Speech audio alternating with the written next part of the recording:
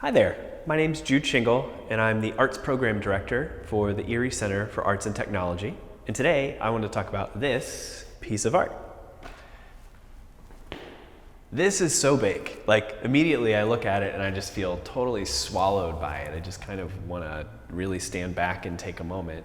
But it's also really inviting. I mean, there's really big, bold strokes, and the colors are really cool. And there's the giant word perma-fresh that kind of goes across it. And I'm just really curious why that word would be there.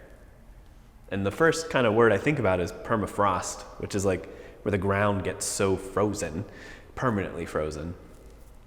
And now, because of global warming and climate change, a lot of the world's areas that have permafrost are actually thawing, which causes more problems.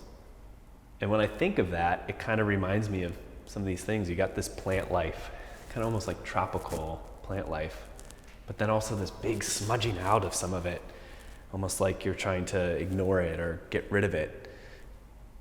And then you have these like pieces of organic things, like look like pumpkins to me, and leaves, and they're colors that normally pumpkins and leaves wouldn't be. They're like this fluorescent blue, which again kind of just makes me think like, I don't know, just that something's wrong with nature, or something's changing in nature, or kind of being disrupted in some way. Even the word permafrost is kind of disrupted to be perma-fresh. So it just makes me think that maybe what's going on in this painting is it's just talking about how nature's changing, or maybe intentionally changed because things are kind of rubbed out. Like, this feels like very man-made marks. You know, it's not representing plant life. It reminds me, you know, if you took a giant crayon and just kind of scribbled something out because you didn't like it.